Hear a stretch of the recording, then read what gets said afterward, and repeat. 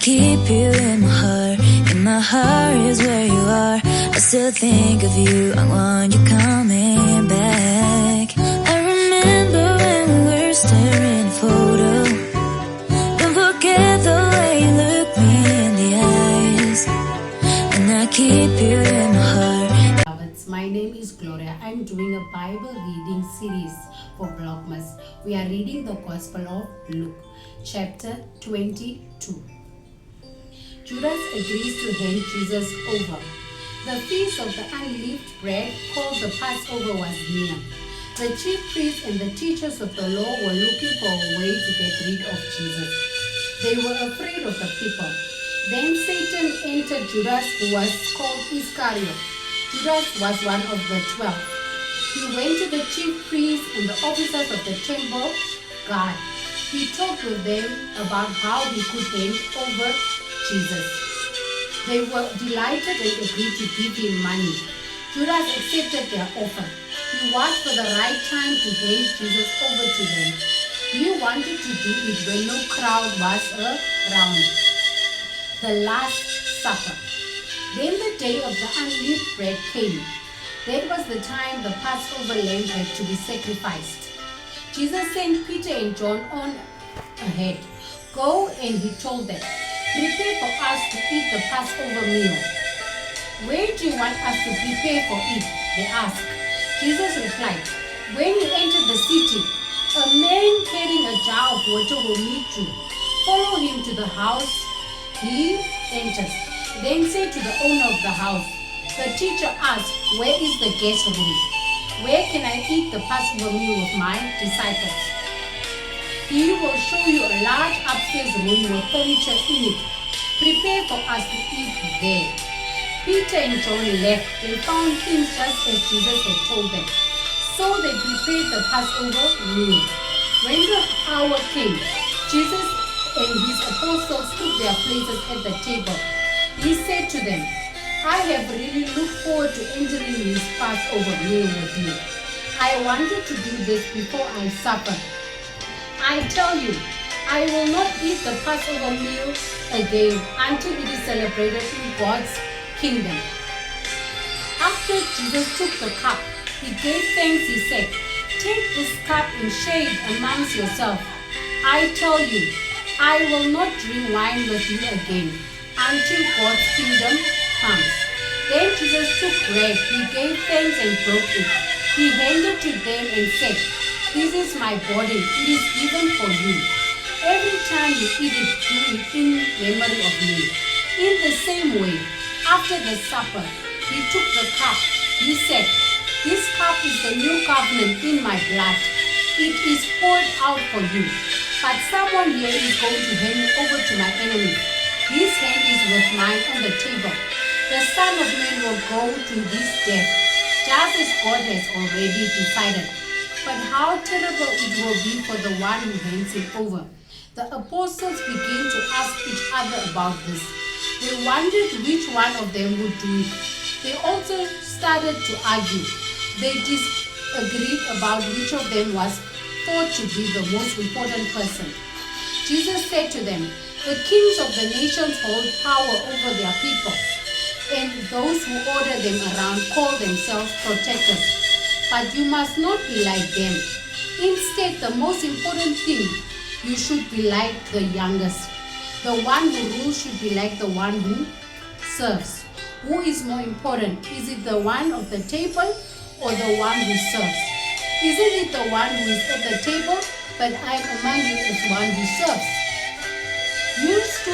You have stood by me during my trouble, and I give you kingdom, just as my Father gave me kingdom. Then you will eat and drink at my table in my kingdom, and you will sit on the throne, judging the 12 tribes of Israel. Simon, Simon, Satan has asked to shift you disciples like wheat, but I have prayed for you. Simon, I have prayed that your faith will not fail. When you have turned back, help your brothers to be strong. But Simon replied, Lord, I am ready to go with you to prison, to death. Jesus answered, I tell you, Peter, you will say 3 times that you don't know me. and you will do it before the rooster crows today.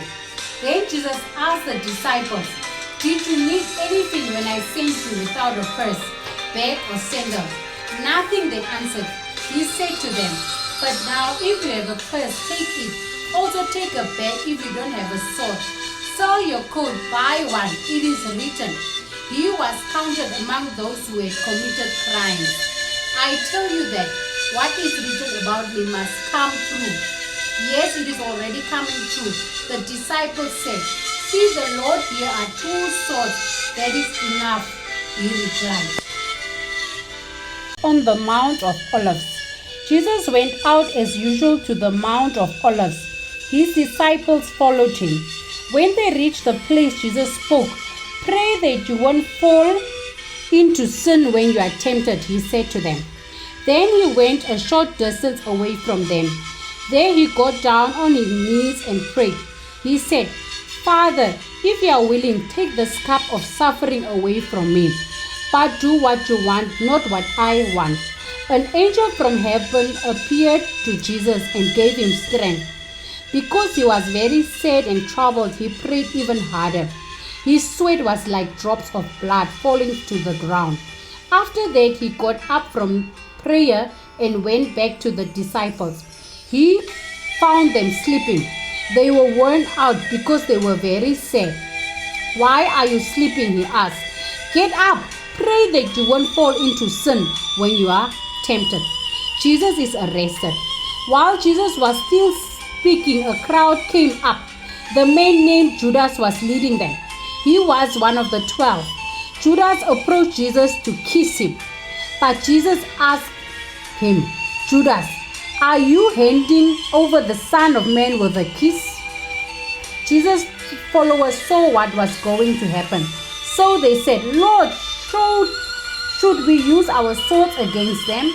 One of them struck the servant of a high priest and cut off his right ear. But Jesus answered, stop this. And he touched the man's ear and healed him.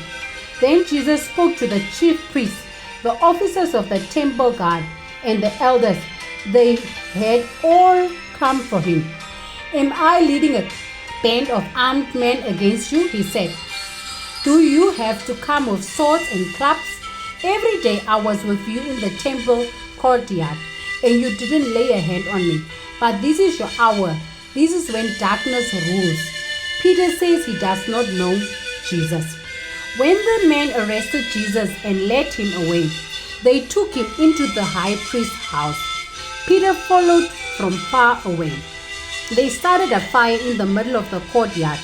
Then they sat down together. Peter sat down with them. A female servant saw him sitting there in the firelight. She looked closely at him. Then she said, this man was with Jesus. But Peter said he had not been with him. Woman, I don't know him, he said. A little later, someone else saw Peter. You also are one of them, he said. No, replied Peter, I am not. About an hour later, another person spoke up. This fellow must have been with Jesus, he said. He is from Galilee. Peter replied, man, I don't know what you are talking about. Just as he was speaking, the rooster crowed. The Lord turned and looked right at Peter. Then Peter remembered what the Lord had spoken to him. The rooster will crow today, Jesus had said. Before it does, you will say 3 times that you don't know me. Peter went outside. He broke down and sobbed. The guard made fun of Jesus. There were men guarding Jesus. They began laughing at him and beating him. They blindfolded him. They said, prophesy, who hit you? They also said many other things to him to make fun of him. Jesus is brought to Pilate and Herod. At dawn, the elders of the people met together. These included the chief priests and the teachers of the law. Jesus was led to them. If you are the Christ, they said, tell us, Jesus. If I tell you, you will not believe me, Jesus answered. And if I ask you, you would not answer. But from now on, the Son of Man will be seated at the right hand of the mighty God. They will ask, are you the Son of God? Then, He replied, "You are right in saying that I am." Then they said, "Why do we need any more witnesses? We have heard it from his own lips." Chapter 23. Then the whole group got up and led Jesus off to Pilate. They began to bring charges against Jesus. They said, "We have found this man misleading our people. He is against paying taxes to Caesar, and he claims to be Christ, a king." So Pilate asked Jesus, "Are you the king of the Jews?" "Yes, it is just as you say," Jesus replied. Then Pilate spoke to the chief priests and the crowd. He announced, "I find no basis for a charge against this man." But they kept it up. They said, "His teaching stirs up the people all over Judea. He started in Galilee and has come all the way here." When Pilate heard this, he asked if the man was from Galilee. He learned that Jesus was from Herod's area of authority. So Pilate sent Jesus to Herod. At that time, Herod was also in Jerusalem. When Herod saw Jesus, he was very pleased. He had been wanting to see Jesus for a long time. He had heard much about him. He hoped to see Jesus do a miracle. Herod asked him many questions, but Jesus gave him no answer. The chief priests and the teachers of the law were standing there. With loud shouts, they brought charges against him. Herod and his soldiers laughed at him and made fun of him. They dressed him in a beautiful robe, then they sent him back to Pilate. That day, Herod and Pilate became friends. Before this time, they had been enemies. Pilate called together the chief priests, the rulers of the people. He said to them, "You brought me this man. You said he was turning the people against authorities. I have questioned him in front of you, and I have found no basis for your charges against him." Herod hasn't either, so he sent Jesus back to us. As you can see, Jesus has done nothing that is worthy of death. So I will just have him whipped and let him go. With one voice, the crowd cried out, "Kill this man! Give Barnabas to us." Barnabas has been thrown into prison. He had taken part in the struggle in the city against the authorities. He had also committed murder. Pilate wanted to let Jesus go, so he made an appeal to the crowd again. But they kept shouting, "Crucify him! Crucify him!" Pilate spoke to them for the third time. "Why?" he asked. "What wrong has this man done? I have found no reason to have him put to death. So I will give him whipped and let him go." But with loud shouts, they kept calling for Jesus to be crucified. The people's shouts won out. So Pilate decided to give what they wanted. He set free the man they asked for. The man had been thrown in prison for murder and for fighting against the authority. Pilate gave Jesus over to them so that they could carry out their plans. Jesus is nailed to the cross. As they led Jesus away, they took hold of Simeon. Simeon was Cyrene. He was on his way in from the country. They put a wooden cross on his shoulders. Then they made him carry it behind Jesus. A large number of people followed Jesus. Some were women whose hearts were filled with sorrow.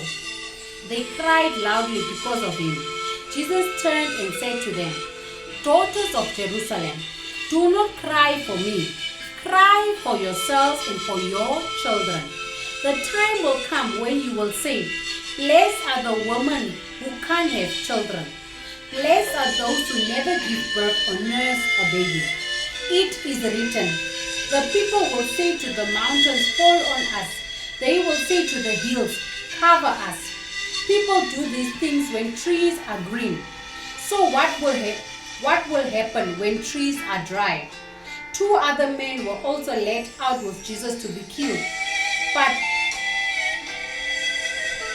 both cover us. People do these things when trees are green. So what will happen when trees are dry? 2 other men were also led out with Jesus to be killed.